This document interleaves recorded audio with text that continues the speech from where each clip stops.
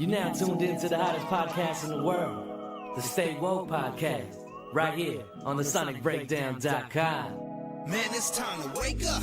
Welcome to another Stay Woke Podcast. This is D. Ray Brenton, and you know the Stay Woke Podcast is presented by TheSonicBreakdown.com. Check out one of our reviews or articles now. Today is going to be another Let's Talk About It segment, and with that, we always talk to a creative and talented person. And today we're going to be talking to a wonderful singer, Netta Brielle. And her latest single, I Don't Mind, all can be found on Apple Music or iTunes. And here's our interview with Netta Brielle. So, how's your week been going? It's kind of heavy. Like I was telling you when I walked in, it's an interesting start to this week. Yeah. With all that's going on right now here at home. Yeah, it's definitely heavy on everybody in the Bay. Yeah. It should be heavy on everybody in the Bay, put it that way. Yeah, I believe it is too. Yeah. For those who don't know, we're speaking about the incident that just recently happened on the MacArthur BART. Tania Wilson, I believe it was. Nia Wilson. And her sister as well were stabbed getting off the BART. Yeah, it's just been really heavy on the heart, especially when you dive into the circumstances at what it was happening. It was right. A white gentleman that stabbed them for it doesn't appear any apparent reason than other than the obvious, or some would assume the obvious is because of the color of their skin. Right. And you just, as we were talking earlier about like where we're from and being in the Bay, this is not what this ain't something we're used to. Yeah. The Bay Area has been changing a lot in the last year or so. And everything that I feel like I pride myself on coming from here has started to change. And I find that when I'm down by like Merritt, downtown Oakland, I feel like an outsider. I feel like I'm looked at like, what are you doing around these parts? And these are the places that I've performed, that I've grown up in, that my family and friends live in these neighborhoods, and it doesn't feel good. And this situation was kind of like the cherry on the top. It was like, you know what, this is what I'm talking about. This is ridiculous. This could have been any of us. Yeah. You know, we all ride the BART, whether you have a car or not. Like, this is a part of our everyday. And for somebody to just be returning home from a family event, and this is the tragedy, this is the outcome, it's like really disturbing. My anxiety is on 10. I'm turning around every 5 minutes when I'm outside. I'm looking at people crazy because it's like, it could be any of us, and this is our reality right now. And this is just not the Bay Area that I've grown to be a part of, and it's kind of disturbing. And that takes me to like, what part of the Bay Area were you from? For those that don't know, to kind of like put it in perspective. Yeah, well, I spent a lot of time in Oakland. Grew up in Berkeley, by way of Oakland, pretty much. I went to Far West High in Oakland. A lot of my family and friends by way of Berkeley and Oakland, all over the Bay Area, San Francisco, Richmond. The Bay Area as a whole, I just feel completely connected to in every way. But yeah, Berkeley High, Willard, LeConte, Far West, Oakland, yeah. What about your parents? What were they doing? What brought them to the Bay Area?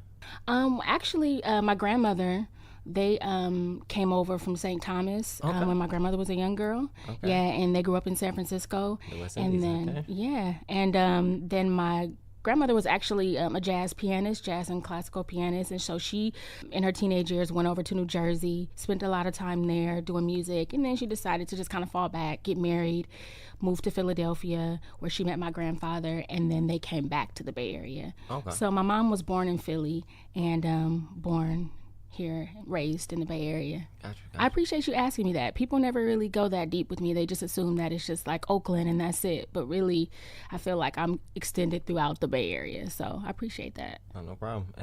And it makes sense why in your music you can hear that connection to the Bay entirely, and even just in California entirely. Yeah. With the that song Bay to LA. Mm-hmm. So thank you. That's interesting. And I want to just go touch on a little bit about your grandmother being a jazz pianist. Yeah. How was that like influence on you musically? Well, she overall, just as a person, is just a huge influence on me musically, creatively. My grandmother went deaf, actually, before I was born. Oh, wow. And so she still actually continued to play the piano, but in her being deaf, kind of brought on this mental illness. So she became like a paranoid schizophrenic. When she didn't take her medicine, things got a little difficult. When she did, an amazing woman, still very connected to music even though she couldn't hear it. She's the one who introduced us to reading and just being uplifted within your mind, and I think a lot of that came on for her when she lost her hearing, and that being all she had. And I would just always look at her too, like experiencing all that struggle. Just like imagine losing your ear, not being able to hear your children laugh, not being able to hear your favorite song, like to silence, and how she had to battle through that. And she ended up living until she was 90. I mean, the mental illness took a toll on her and us as a family. It was very difficult. And it's not something that we talked about. I just started talking about this maybe like a few years ago because I didn't know that it was going on in a lot of families, a lot of Black families, because nobody talked about it. So I thought that something was wrong with us. People would judge it, you know what I mean? All that. So I've been talking about it more. And so she plays a major part in me as a woman, musically, and even just wanting to be a leader in everything that I do. And so, yeah. And I want to just commend you on having the courage to talk about it because, as you said, especially in the Black community, people don't want to talk about it. Yeah. And that's something that I've talked about on the podcast several times. My brother, he's into helping with mental illness. My aunt, she's part of NAMI, the National Organization for Mental Illness. So that's something that we're very aware of, but we understand that there is still that stigma that's associated with it. And it's a shame because mental health is just like any other health. When you break a bone, you go to the doctor. Right. Your brain is another part of your body. Exactly. It's another organ. That's such a great way to look at it. You have to take care of it as well. So, and what's crazy is I just started going to therapy like a couple of months ago. Over the last 10 years, I thought therapy was stupid. I thought, like, I'm going to go sit down in front of someone who doesn't know me to tell me who I am and what I need to do to fix myself. Like, the whole thought process about it was just so negative. And I think it does come from not something, because it's not being talked about. It's not, like, it's okay for you to go and speak to somebody. This is okay. I've never felt that until, like, when things they became so heavy and I had no one to talk to. You know, of course God, but that was it. Yeah. And I was like, maybe it's about that time. So it took me 10 years to decide to go. But you still made the decision, so that's still strength in that. And I mean, I understand that. Definitely talking to people, it's part of human nature. Right. Communication is such a heavy part of human experience. Right. So why can't we communicate our feelings and our thought process as well?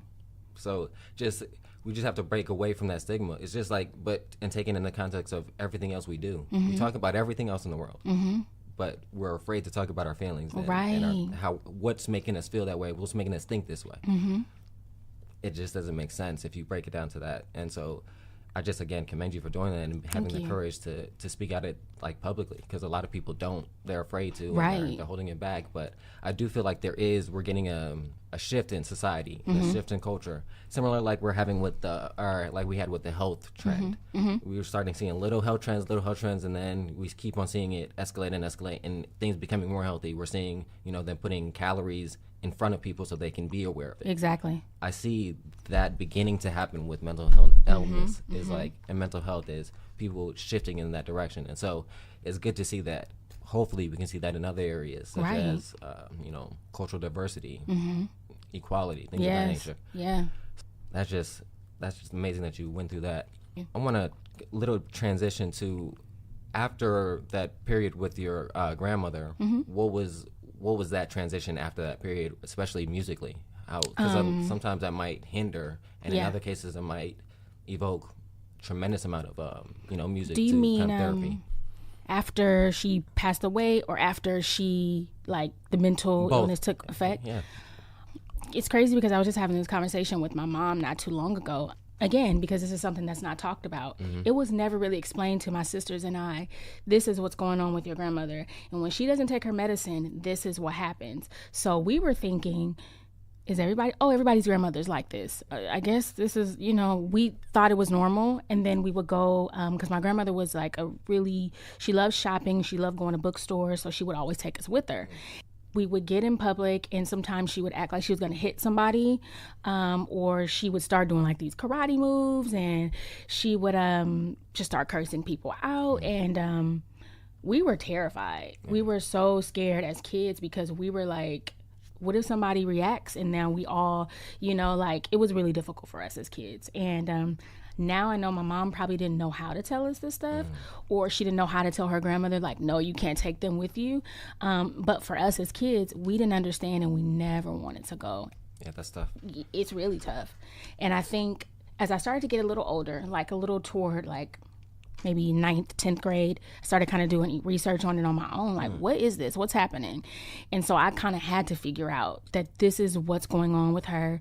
This is what paranoia is, schizophrenia is. This is what the medicine is that she's taking. And she was so smart because it's like she understood that I can't mix this medicine with this medicine because, so she wouldn't think that she needed that medicine for the mental health, but then it would make her act out. But, in junior high and even elementary, like a lot of the kids would tease me, like, I seen your grandmother on the bus and, she was in the back talking to herself, and it would just be really difficult. How do you explain this stuff? How do you explain stuff to yourself, you know? So. Did you ever react, how did you react to that? Because some people would lash out on others, and some people then internalize it. So I think I would internalize it, and then I think I would kind of like act out in class. I would talk a lot. I would be a class clown. Like I was like mooning in class. I was doing some crazy stuff. I don't know. But now as an adult, I'm like, oh, it's probably because of things that I was experiencing and I didn't know how or who to talk to. But then again, that's what kind of like brought in music for me, because I would just write short stories. And then my mom, even though we didn't have like a lot of money and a lot of resources, she would always figure out like little things for me to do. She would find scholarships and like, okay, she's into music, she's into the arts. Let me try to find stuff that maybe I can't afford, but they like offer some kind of scholarships. And that's kind of what would be my outlet. Okay. It was a lot going on at that time. Just even within my household and my father, it was a lot of domestic violence. It was a lot on a child. And I think music is what kind of like became my release. I didn't, Did you always feel that you were a creator?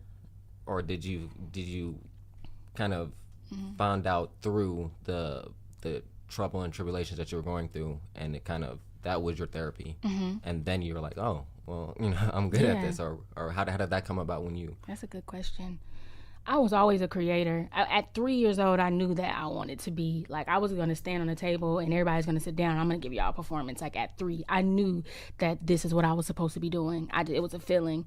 And I think over time, I'm somehow used the pain of whatever was going on to like kind of further myself in music, whether that be writing or, just coming up with ideas or whatever. So it was always there. I think I then just started to use it as a shield. But now as an adult, I'm noticing that I don't really know how to communicate feelings all the time because I've always kind of kept them in and put them in my music. So now when it's time to have conversations with people I love or people I care about, I'm like, ugh.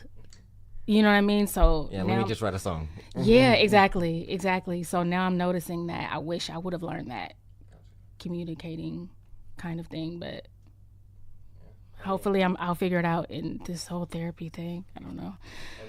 So timing is timing. Yeah, it comes when it's needed. So yeah. That's pretty amazing. When you started getting those scholarships in regards to music and things like that, and art, is there were you into sports or anything else like that when you were younger? I was a tomboy. I still am. Like, so, I was like the only girl growing up in my neighborhood with all boys. So we would play football, basketball, like, so I was always into sports. Now, I don't know if I was really that good. I used to play on the teams and stuff, but I don't think I was that tight. But and now I'm into the Warriors. I'm into, football. So I still like to watch it. And when did you really started taking music seriously and wanted to pursue it as a real full career instead of just something that you use as your outlet?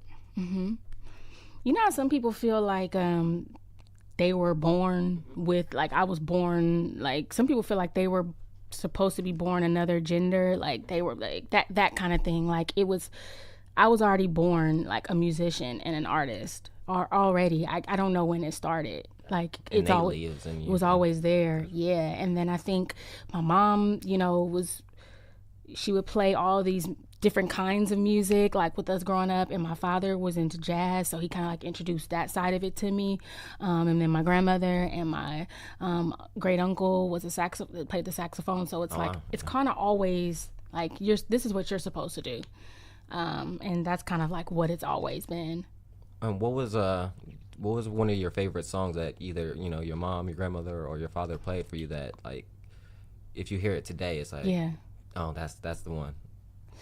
What's crazy is that is the hardest question that people ask me. Like, what is your favorite song? Or what is this artist that you like? What is your favorite song from this artist? Because you know how, like, every day you could be... It's about that feeling at the time, Yeah, I think, well, one thing I do remember, like, when my father, and he probably was, like, hella drunk out of his mind, but he would wake me up really late and just, like, have me listen to all the records that he had, all the jazz records. So it would be like Billy Eckstine, Sarah Vaughan, Billie Holiday, like, and I would be like, listen, I don't want to hear this. Turn on Escape, like, you know. But now I'm just like, it's really dope to understand different genres and to know the history of music and where it's come from and how it's evolved. So now I'm like really grateful for that. But at the time when I was young, I didn't really get it.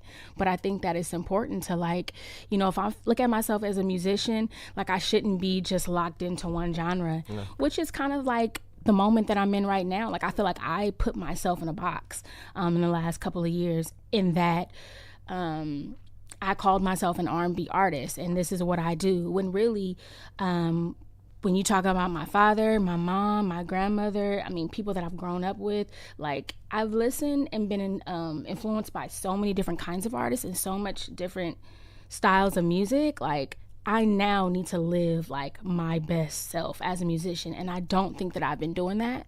So in this moment, that's where I'm at. Like, there's no more boxes for me. I'm just gonna do everything that I know that I can, and I just want to get better in that space. So I'm really, like, in this transition moment of, like, finding myself. I hate that I'm finding myself, but really it's more like being okay with who I am. My name is Netta. My name is Aquanetta. I have grown up in the Bay Area, and I'm influenced by so many different kinds of things, and that's okay. And if you judge me for that, good for you. You know what I mean? And I'm just getting to that place now. Whereas before it would just be like, okay, I'm a black girl, I'm doing R&B music, and, like, yeah, just give me heavy bass, and all those things are still, of course. Yeah, you can still like them, but you can like more than just that. Yeah. So just that's because you eat blueberries a lot, that doesn't mean you don't like strawberries. Right, right. And I think sometimes you kind of, people feel like that's what I'm supposed to be doing, so that's what I do. No more. Yeah. That's amazing growth, though. But we're complex creatures. We're that's what we are. We are always evolving. We're always learning. That's why our brains have the capacity that they have to take on so much more information every day. Absolutely.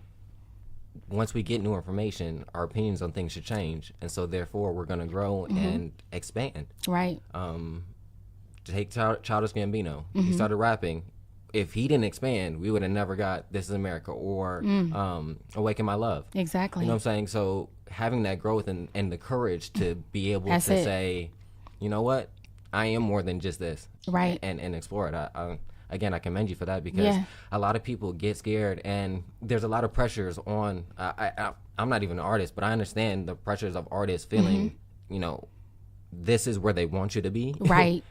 And so that's where they think they can keep you. Yeah. And I mean, but also from their perspective, they're a business. They're trying to make money. So exactly. If they think that's where they're going to make the most money on you, they're not caring about your emotions necessarily or your growth as a human. Right. So right. you have and to then take that like, onus on yourself, you know? When you do that, like, I noticed that, like, you're just setting yourself up to, I mean, just like, it's like being in prison. Like, imagine someone saying, this is who you are. When you go out into the public, you meet your fans, you do your song, this is who you are, and that's not really who you are. And then you go home and you're alone, and that's when you get to be yourself, but there's nobody around. That, you know, it's like, I'm not doing that. I'm not doing that. Like, why do I sell myself short?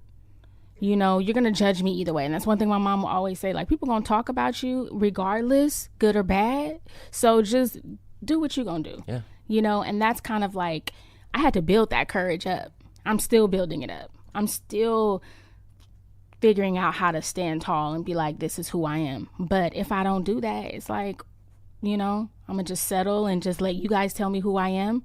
I'm not doing that anymore. Yeah, because at the end of the day, when all the chips are out, they don't got to live with That's their right. life. That's you right. do. That's and right. So you got to do what's going to make you happy and make the people you care about happy. Exactly. I mean, that's really important. I do want to touch on how you were saying those other influences that you have in your music. I definitely hear jazz influence, especially on the productions that you pick and the types of sounds that are there that I don't hear from typical R&B singers all the time, as well as the way you choose to go over the production. I feel like it has some of that jazz scat in it, in the way that the vocal patterns are. Is that something that you've done consciously, or is that something that just because of all the influences that you've had, it just... That's a really good question. I appreciate you for like going and listening to my music and like breaking it down. I really appreciate that, seriously. I think it's a little bit of both.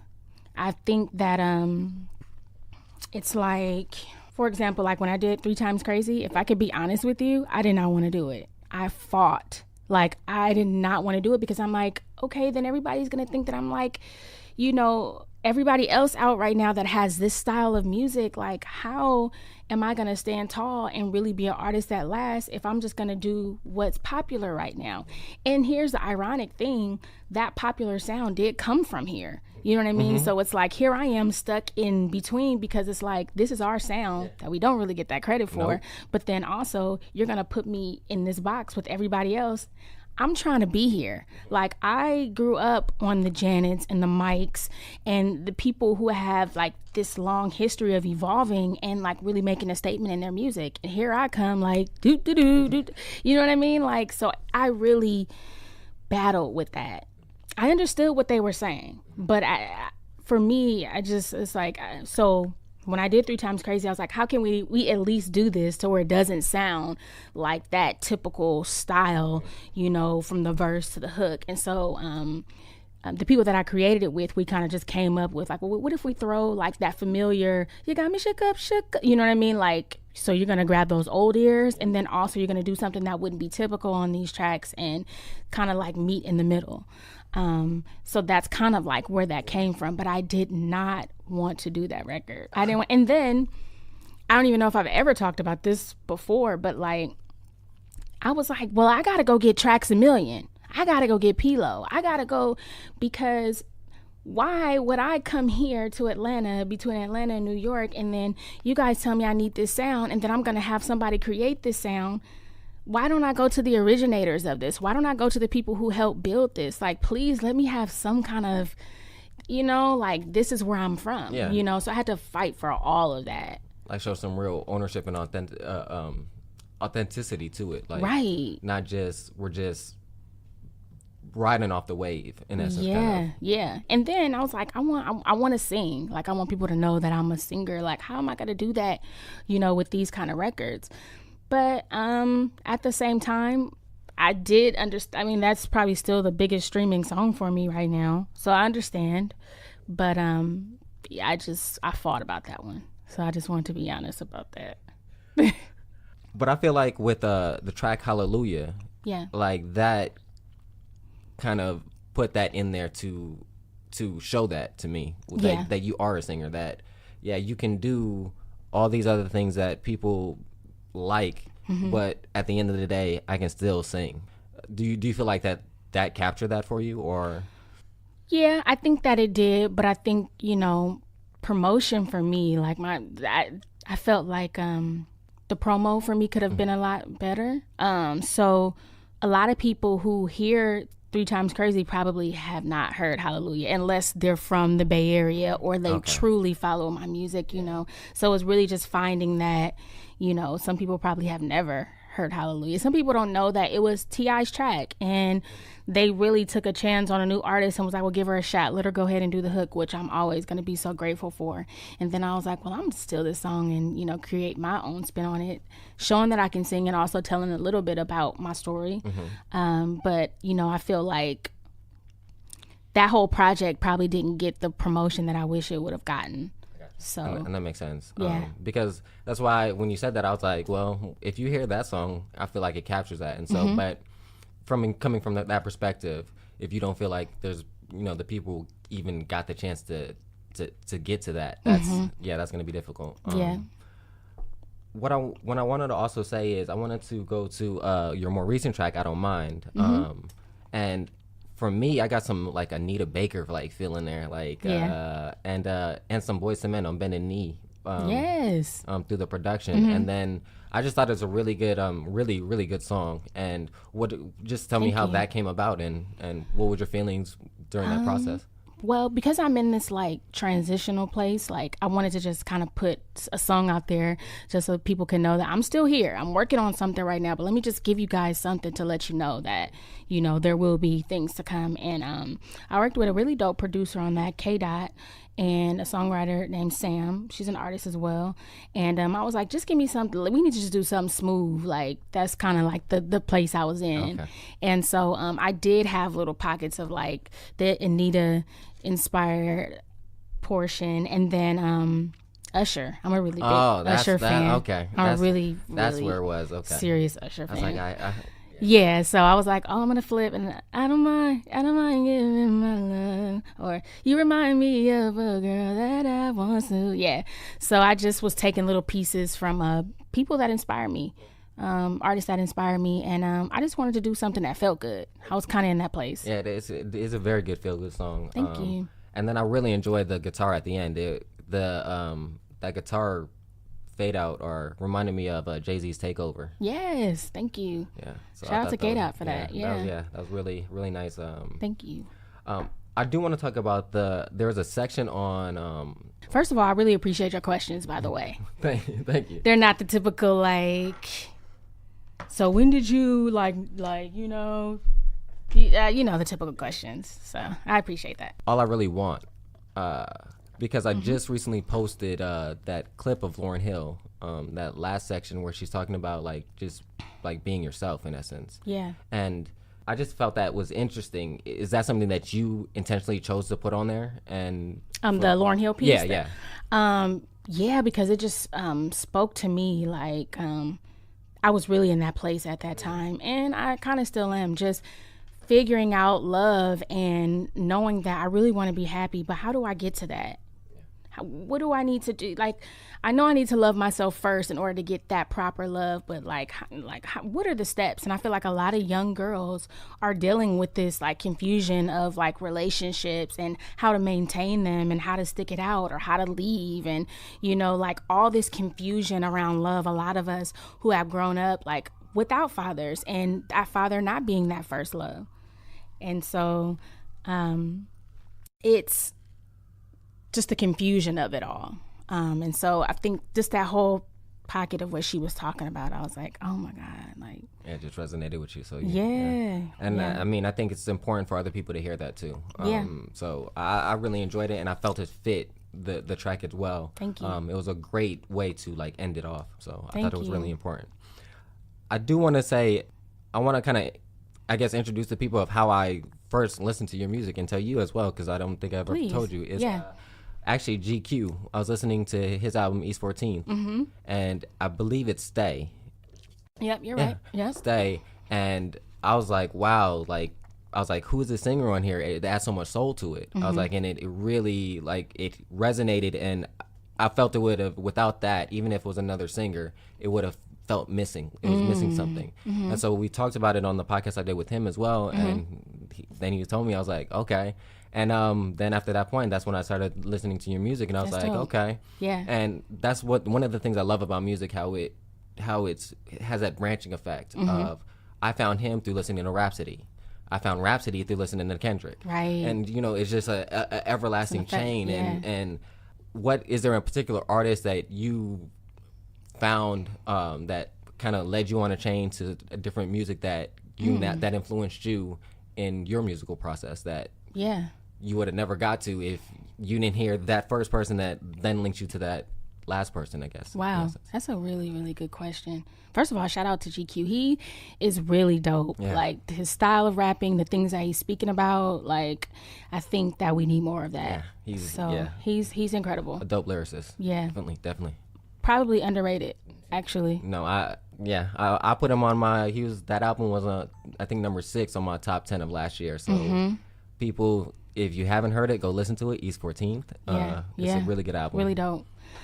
something always leads me to, like, it really doesn't even have to be listening to one person and then going to another. It could just be like based on a conversation or movies. Like, so I have like this really serious like obsession with like 80s music. Okay. And people think that is random, but like I'm really into like 80s movies. So I like Pretty in Pink, I like Just One of the Guys, I like License to Drive, The Breakfast Club, but they got dope soundtracks too. You know, we got our, you know, like Love Jones and Boys in the Hood, but to me they got some dope soundtracks too. And so that led me to a lot of like 80s music. So like Madonna and Peter Cetera, and people be like, what? But listen, I could listen to like 80s light pop rock like all day. Good music though in general always leads me to something. I know I can only listen to people that I feel like are either telling a story or giving me something new in the sound that I haven't heard before, which is why I do like the innovative artists. You know, trendy, I understand we need these They have its place, but right. But if I, like with Kendrick, for example, like just certain things that he does, like I can hear his influence, but then I can also hear the future, you know, even with early Kanye. So yeah, I'm just into like, what did you say? Authenticity? Yeah. Like a unique sound, a unique story, a unique way of rapping, a unique way of singing. I think that I'm not a fan of like the greatest singers in the world. I like tone. I like how you say the word the, or like how you probably smoked a cigarette before you sang the song. So it's like kind of crunchy and rough. Like, I know that sounds weird, but that's the kind of stuff that I'm into. So yeah, that kind of went away from the question, but then at the same time, yeah. Those are the same things that I like in music. I say it all the time. To me, I tell people, if you want to make my top 10 list, especially when it comes to hip hop, yeah, be a storyteller. Be a storyteller and give unique perspective. Mm-hmm. I don't even have always to experience it. I don't. It doesn't have to be an experience I've had, but have it from an interesting perspective. Mm-hmm. Like the other thing, or be unique. But don't just be unique for the sake of being different. Yeah. Be unique with a purpose. Absolutely. Like being unique because this is where it took you and made you feel, and whatever that is, but like authentic. Yeah. And you're right. I wanted to also touch on when you were talking about the 80s music, My Angel, that when I heard that, I love the sample that's taken from the Drive soundtrack. Yeah. Like that's my I love that song. I love that song. I think you just put me onto something because Trax made that for me, but I don't know the sample. Yeah, it's from the Drive with that movie with Ryan Gosling. Like it's a good movie for those out there. Let me write that down. It's a really good movie. Has a lot of, I think it's The Night Call is one of the songs that's on that sample, but it's a really good. I'll send it to you after this. Please do. Yeah, please do. Yeah, because Trax had just sent me just like a load of music, and that like spoke to me. And at the time, I was actually when I wrote that, it was like kind of a dedication to everybody I've lost like throughout my life or whatever. But that specifically at that time was when my god sister was murdered in West Oakland. Oh, wow. I wrote that like the next day, and so when he sent me that, I was like, oh, I can put it to that, and I'll just leave it as like, and I couldn't even finish it, so I just left it as like a little interlude, but I didn't know it was a sample, so now I gotta go find it. Yeah, it's a really good song, and so I was like, when you said that, I was like, okay, we have a similar ear when it comes to so that's dope. Yeah, that is. People don't tend to want to be open with their diverse selection in music. I feel, right. And I'm not quite sure why that is. Do you have a feeling of why? I had kind of gotten into that place too, and I had to try and get out of it, even just as far as like just listening to old stuff, not even like opening up and trying to understand like this new sound, because R&B has a new sound right now. Like everything is kind of like shifting, and I would just be like, I'm gonna just stick to my, over here, my old school slaps or whatever. But I think that it is important to kind of like know what's happening, and so that's kind of what I've been doing as of lately, just kind of listening to like the new artists that are coming out, what they're talking about. But for a long time, I was like against it.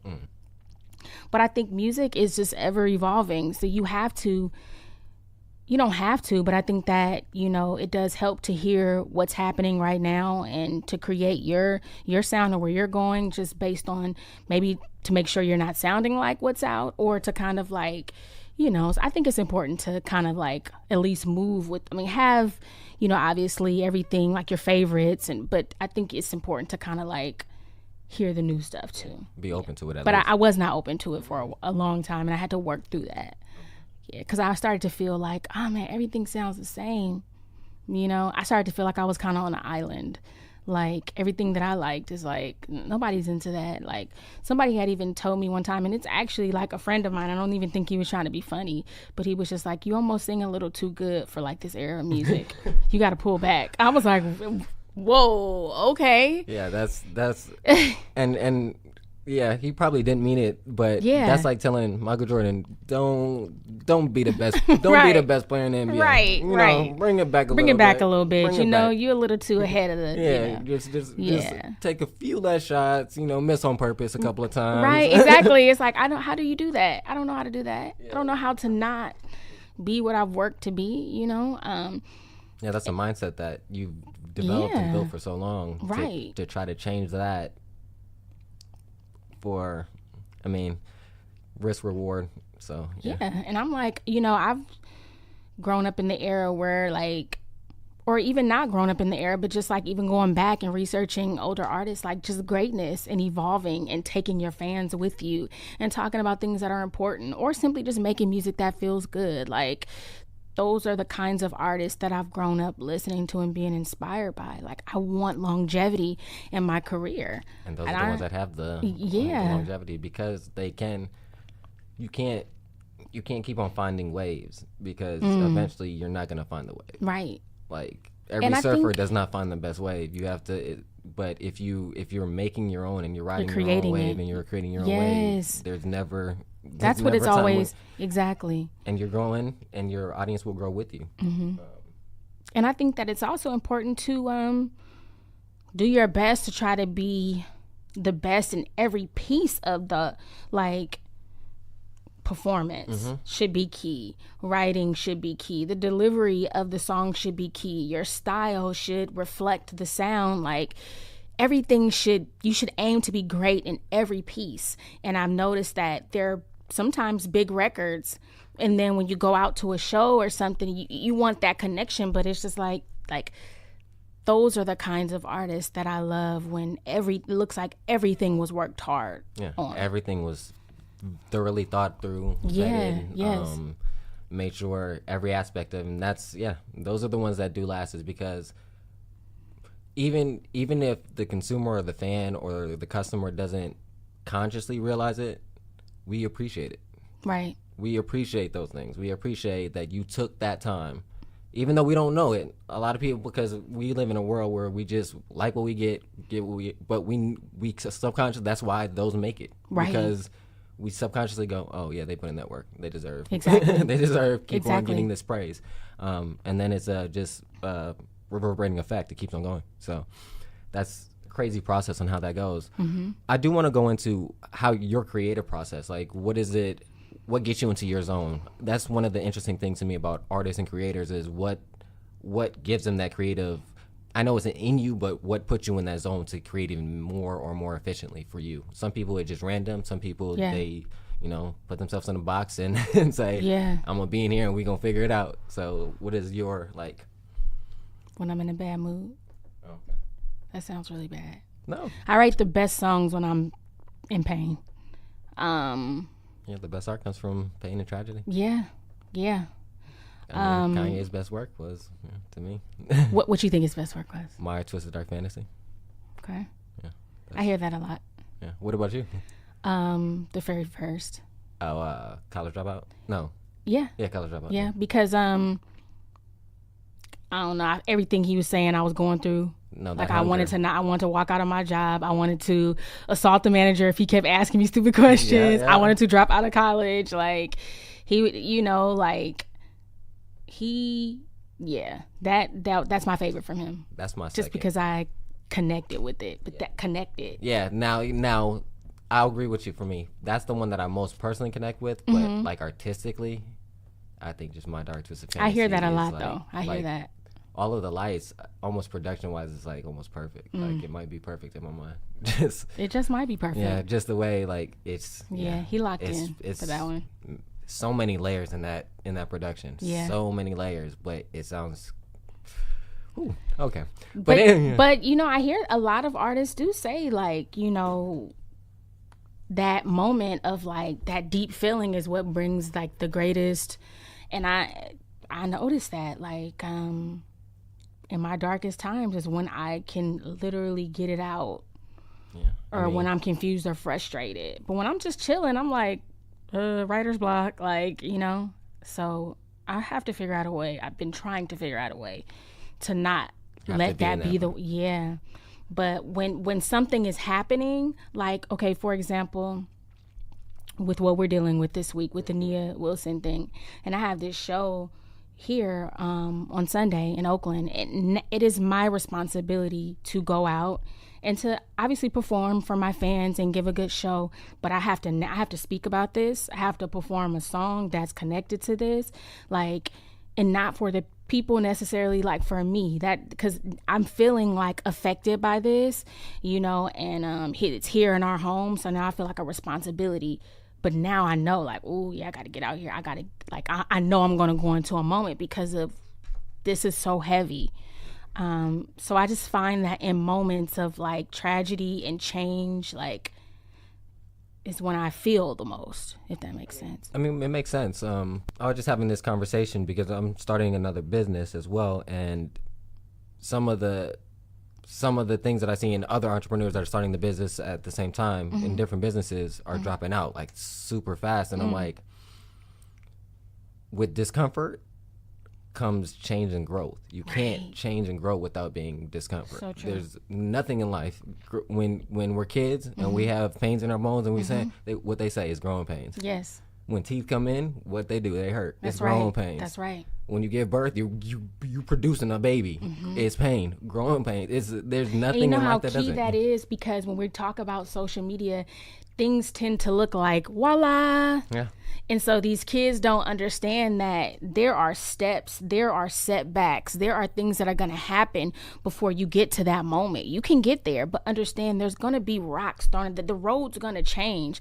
But I feel like they don't see enough of that. So when it doesn't just become da-da, then they're like, oh, I'm good, I'm done. You know? And that is a change in society, is that people are seeing Instagram, like you said, Facebook, all social media, and it's like, people are only posting positive things. You have to realize that it's only or mostly positive things. Yeah. And if it's negative things, it's not negative things about them. It's negative things about other people. That's right. So you're not seeing what they're going through negative wise. So if you keep that in perspective, it's like reading all the good parts in a book. Right. Like you're missing how the hero got to the point of getting his powers. Like he probably lost somebody. You know, things happen. Exactly. Life happens with everybody. Everybody goes through struggles, but we also need to be understanding of that. And that's something that we do try to promote on the podcast, is like being open minded to. Most people are going through a lot of things too. So a lot of times when people do shit that's fucked up, it's because they're going through something and they don't know how to deal with it. Exactly. And so I agree. Try to keep that in balance. Don't say let people run you over and do things like that, you know, but just keep that in mind. Just be open-minded. I agree. I definitely want people to check out your albums. 808, definitely. I don't mind. Like I said, it's a really, really good song. You should go check it out, download it. Yeah, please do.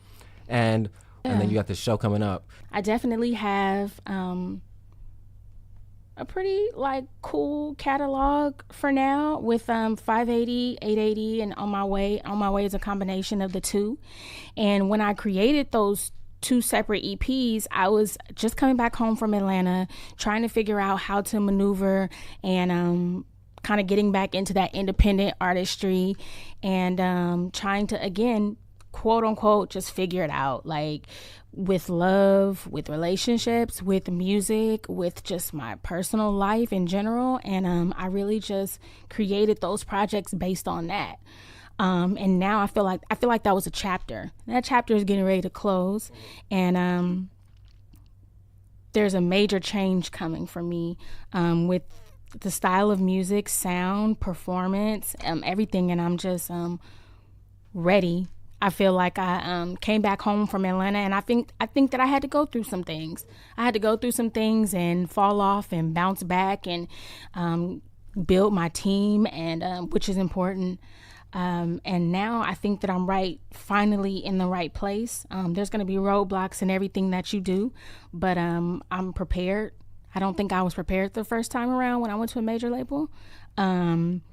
And I just hope that I know actually that everybody will receive what's getting ready to happen. And I'm very confident, which I wasn't the first time around. I was like, wait, so this what we doing? Okay, cool. I mean, all right.